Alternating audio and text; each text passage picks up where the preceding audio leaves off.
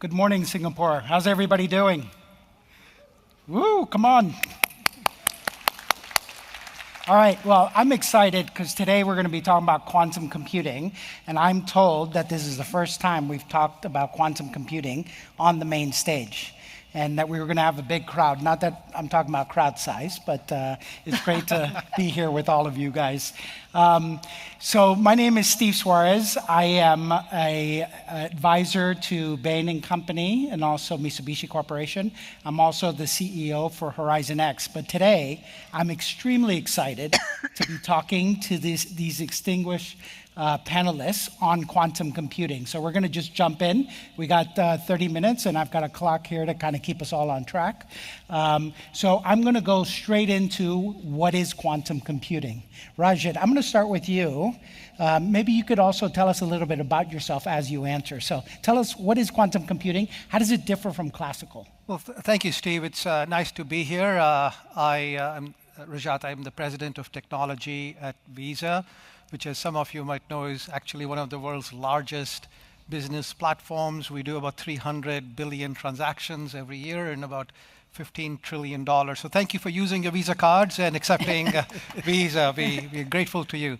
Quantum is what's next. It's one of the bigger things around the horizon. We are seeing sneak peeks of it, and it is really exciting.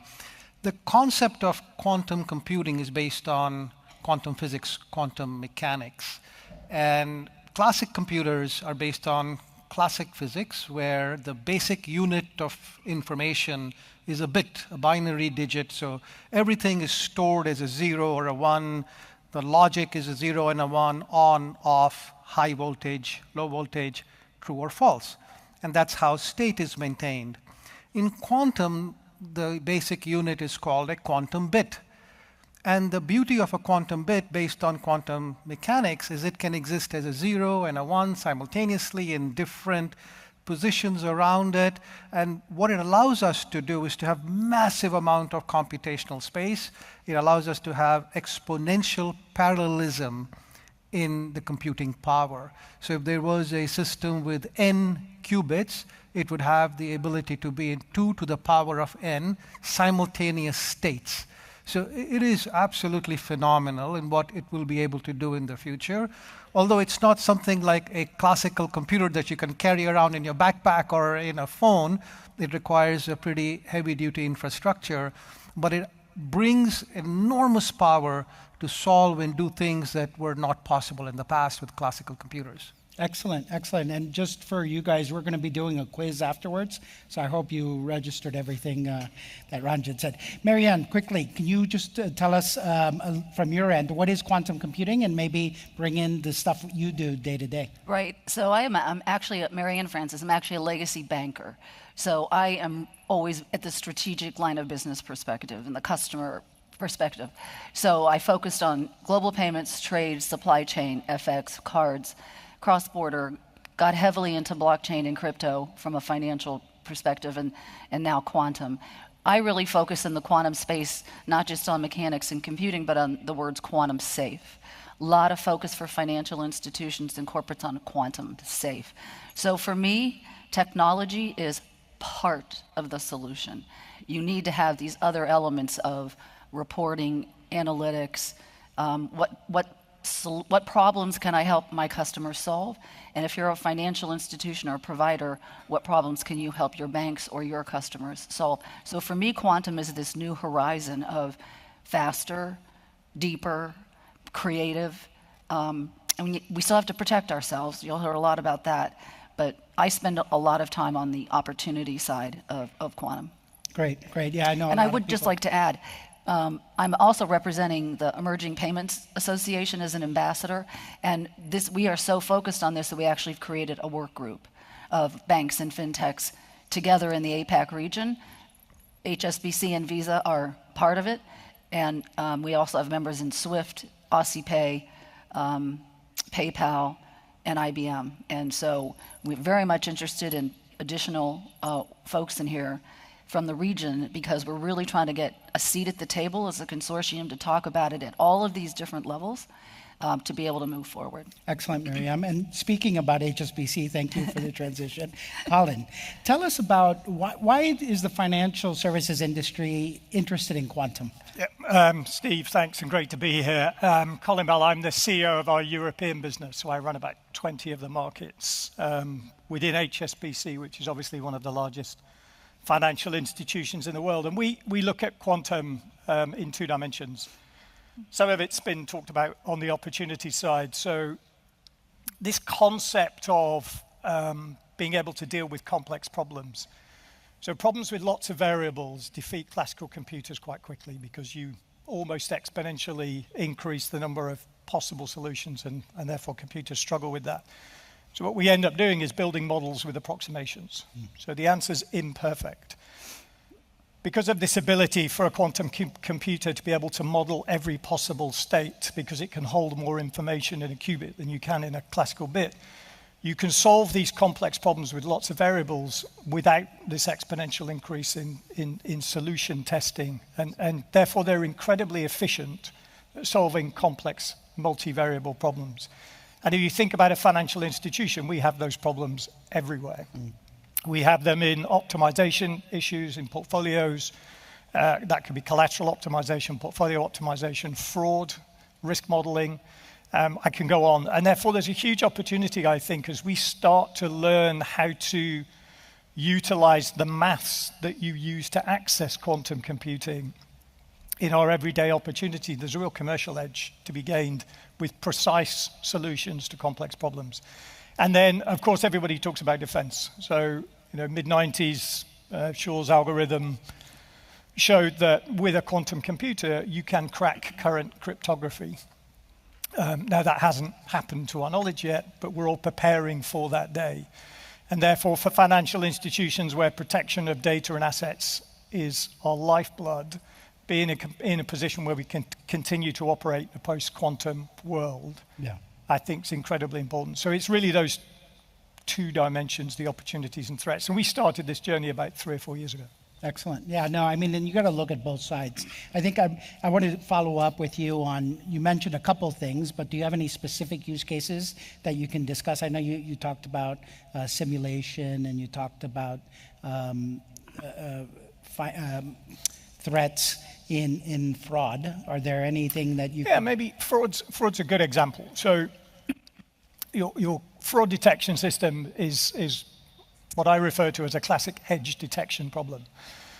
So if you think of the millions of transactions that we process, Visa process, when you're looking for fraudulent transactions, you're producing an algorithm that essentially looks to draw an edge in a cloud of data.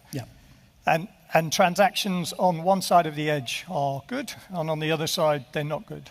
Now, the complexity of drawing that line, so how to model a fraudulent transaction, and it's dynamic, customers, nature of transactions, transaction history, context, location. It's a classic multiple variable problem. Now, we have over time developed, I think, pretty sophisticated algorithms, but they're very classical in nature. And what we've done is taken quantum and said, if we take a quantum approach to this, so it's a different type of maths, we take the linear algebra that sits behind quantum, and we look to see if we can model that edge more effectively. We're finding some fairly material improvements in efficiency. And if you can just draw that edge slightly more accurately, of course, if it's in the wrong place, you get either too many false positives or false negatives, incredibly inefficient, very poor customer experience. We've all had it. And therefore, there's an awful lot to be gained in terms of not just efficiency, but finding more fraud and improving the customer experience. And we've been running iterative pilots of our new algorithms. And the really exciting thing, and this is where quantum comes to life for me, is we found a way of using a quantum algorithm, being able to compress it and run it on traditional infrastructure. So we can start to see whether quantum algorithms work today by running them on GPU, so traditional or classical, as you might call it, infrastructure. No, excellent. I've been seeing a lot of the news, and you guys have been doing a lot of leading tech stuff there. Miriam, I'm going to go to you. Do you have any use cases that you can share with us that you're looking at? We are. So again, I'm always going to bring it up, to what the customer and the financial institution for itself and what the end customers could be. So as part of our work group, we've identified 4 use cases that we are pursuing. Number 1 is fraud. Very interesting, there was a study done in 22, released in 23 from the IBV that is totally public if you want to go pull it. I use it all the time. Out of it is a bar chart. And it's what were the top 20 priorities for 6,000 global CEOs. The number 1 was credit, cyber, risk management, and fraud. Go down 2 or 3 and it's payments and treasury. Whole bunch in between, but we're working in a real-time world now, right? Instant payments, real-time payments, whatever. So when you combine the need for risk management, fraud, and cyber with money movement, that's where the banks spend their time, right? So we're trying to connect how we can not only catch fraud, report fraud, and do it maybe faster for our customers, but then maybe use it as tools for treasury management and liquidity management. Figure out a way using analytics, predictive AI, to be able to address those. And for me, it becomes an opportunity to go talk to your customers and say, we can do, we're taking care of you on the back end, but I can also do things with you on the front end. Excellent. And Rajat, we talked about financial services. Maybe if you want to talk about Visa or maybe even spreading it wider. Yeah, I think, certainly the applications in finance are very exciting in both ways, and the opportunities and what we can do in the future. But if you kind of take a bigger aperture, given the amount of computing power and parallelism, exponential parallelism that quantum computing brings to the table, you can think of it in helping us solve problems in genomics and discovery of new drugs, chemical reactions, optimizations of traffic and the traffic lights everywhere, airlines. It'll help with telecommunications, weather and climate change, and very precision-based agriculture. There are going to be so many places where it will do optimizations and modeling and simulations that it's going to take us in a step function, much like how predictive AI gave way to generative AI, large language models that are able to now generate new content, new capabilities, and new smarts. I think quantum is going to do that across the field. On the other side, because of its immense power, it's going to have massive impact on security. So the entire security on the web today is based on a concept of public key cryptography that is based on certain assumptions of computers not being able to break the keys that we use to establish digital signatures, the way we do secure communications over insecure channels, whether it is emails or banking transactions or anything else you're communicating on the web. Quantum computing will have so much of power that it will be able to break it. And that's a huge threat, which is why at Visa, about 10 years ago, we created a research arm to begin to lean in and to think about the world that's post-quantum and how would we protect transactions, how would we help with this new post-quantum cryptography. And I'm very proud to say that one of the finalists in the work that's happening by the standard body like NIST in the United States has shortlisted a submission that is based on a paper that we wrote at Visa, which is highly cited. And I think for Colin, myself, and for Marianne, looking around the horizon, this encryption, this security, and getting post-quantum in securing everybody out there in their transactions and communications is going to be very important. No, I think that's a great point. I mean, quantum has a great opportunity, great potential, but with that, it also has the threat side of it. And that was going to be my next question, which was the follow-up question. Colin brought up Peter Shor and Shor's algorithm that showed with a large enough quantum computer, you could actually crack some of the technology that exists today, RSA 2048 or something, and when that happens, we'll see. But from a security perspective, Colin, what are you guys looking at, or how are you approaching the security side of this? Yeah, something Rajat said just triggered something in my mind. It was this broader application of quantum, which is the great physicist Richard Feynman said many years ago, the world is fundamentally quantum, and if you want to understand it, you need to take a quantum approach. That wasn't quite. He was a lot harsher. He was a lot harsher in his Colin was. I'm softening it, but I think that's fundamentally true. Everything we see around us is the product of quantum effects, and therefore, if you really want to understand it, you have to take a quantum approach, and this broader view of whether we're solving for new diseases or how to tackle new diseases, I think the potential is infinite.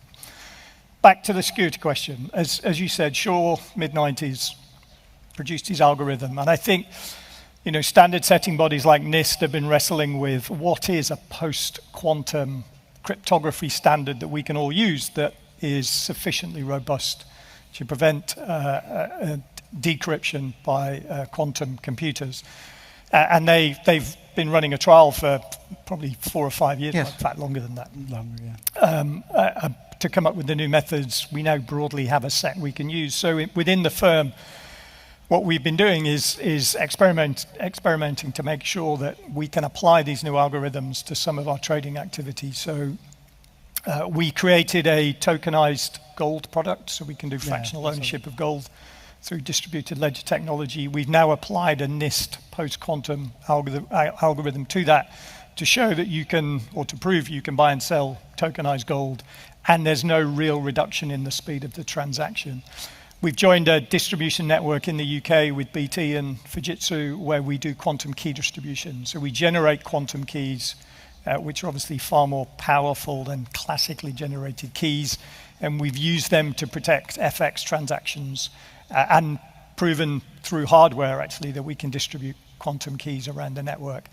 And it's really all part of a journey, I think, that every big institution will need to go on, which is preparing themselves for post-quantum cryptography. Yeah.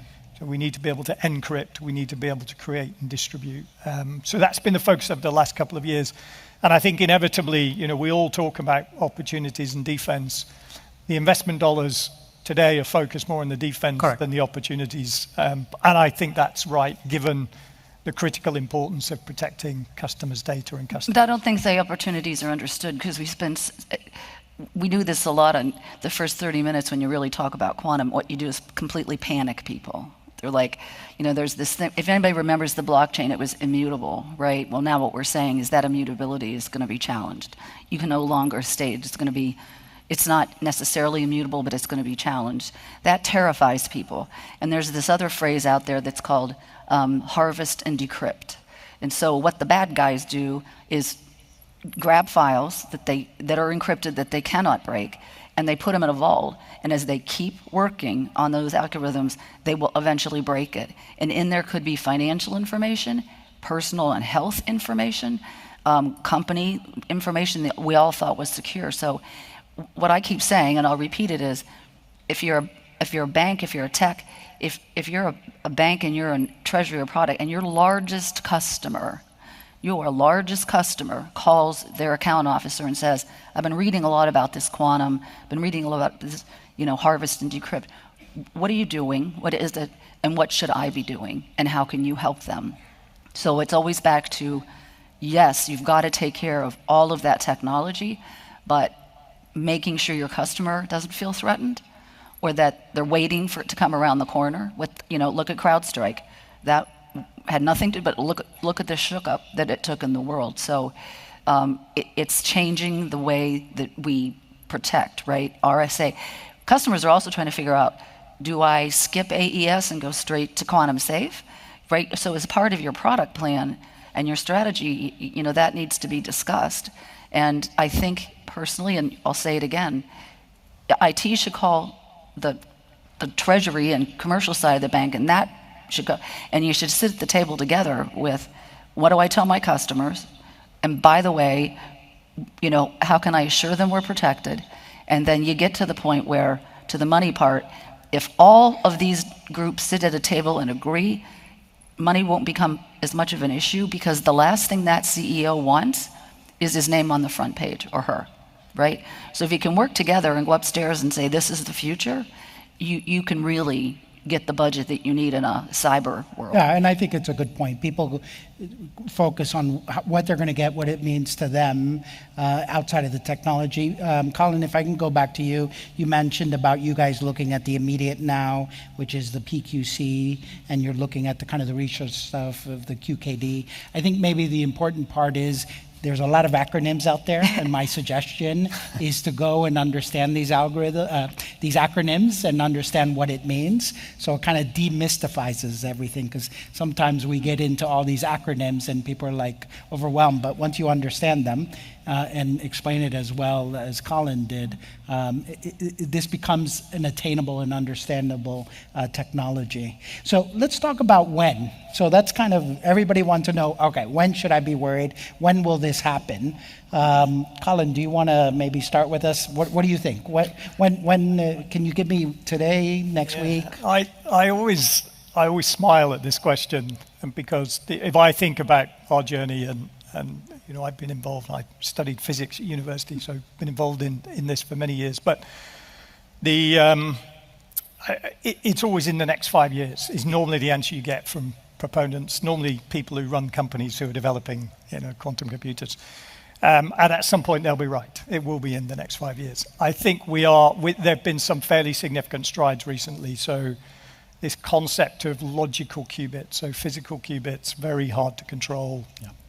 Creating logical qubits from physical qubits, reducing error rates.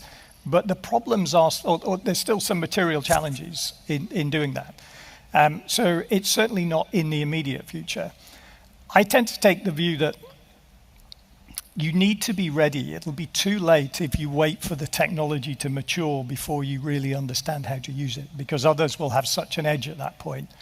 So you need to start now, and I think the piece that surprised me over the last 2 or 3 years is just how much we've learned by applying quantum methods to current problems. And we developed this phrase internally, we talk about quantum-inspired solutions. And the fraud one is a good example, and we're finding, you know, we can either improve our classical models, we can run quantum solutions on classical hardware. But we are learning so much by starting now, you know, whether it comes in 3 years, 5 years, or 10 years. Yeah. We're still going to improve, I think, materially by taking a quantum approach to these more complex problems. Yeah, excellent. Miriam, how about you? Yeah, we had a fun conversation on the timeline. So everybody remembers Y2K, right? It was a very specific date in time, midnight. We kind of call this Y2Q because it's going to happen. 3, 5, some people out there say 2030 is probably, you know, some kind of important crossing line. The key is, to Colin's point, there's got to be a plan and a strategy to be prepared, and that takes the whole organization. It takes the whole ecosystem. It's not just I need $1 million to keep my technology going. It's how do I provide the services, and how do I comfort my salespeople and my executives, and how do we comfort our customers? Because again, it's becoming increasingly of a topic, and your customers are going to start calling you. Yeah. Yeah. Rajat, how about yourself? Look, I think it's one of the most exciting technologies beyond the horizon. I get goosebumps sometimes when I think about what it could do. I mean, it will have massive impact on healthcare, on solving diseases that have not been solved, finding new materials, explaining life and space, you know, things that are hard to otherwise simulate. So it can't come fast enough, as far as I'm concerned. Impatient about that. But there's a practicality to it. These are not computers like your laptop or your server or your smartphone that you can carry around. They require massive amounts of technological innovation to reduce errors that Colin was referring to enable you to be able to run at scale these very delicate quantum material that have such delicacy and can get error prone or can get diffused by even small changes in and around them. In some cases, you need diffusion refrigerators that have to cool it to cryogenic temperatures. So I don't think it is going to be in the next few years as a big step function, but it'll keep evolving, much like AI. So AI is a good analogy. Yeah. We had predictive AI, and it went along and kept improving, and deep neural nets, and kept becoming more complex and doing more and more for the world. for decades. Yeah. And then suddenly, in a step function change in 2017, came a new paper that allowed you to create transformers. And then in the last 6 years, it has just taken off. Yeah. And I think the same thing will happen here. It'll go slow as universities and big companies and startups invest in it. And then there'll be a step function change as it suddenly starts living up to the promise. I think the intersection between where the qubits, the quality of the qubits are going, error correction, and then AI. Correct. And so all those coming together, I think is going to have, and I think that's why a lot of people are very excited to get into the quantum industry right now. I've got a minute and 30 seconds, and before I get nervous, before this thing turns red and starts blinking on me, I'm going to give you each 30 seconds to leave a message for this audience, and then I'll wrap us up. So, Colin. Look, I would say, and I do say to everybody on this topic, start now. It's not a wait for the technology to mature. Decide what your strategy is, people, technology, partnerships, and then start to work, educate yourself and work through this roadmap so you're in the best possible position to make the best use of the technology as it starts to come on stream. Yeah, you don't want to be second in this race. You do not want to be second in this. Yeah, you don't want to be. Just take a look at it as an ecosystem approach. If you own a P&L and you're trying to protect your customers, grow your revenue, create new products, make sure you talk to everybody in the ecosystem. What are they doing? I guarantee you, while all of these technology guys are doing a lot, the folks up here are unaware. And so get together, folks in these other layers, and I'm talking top, middle, and back. Get together, have a plan so that you can go together and support each other, right?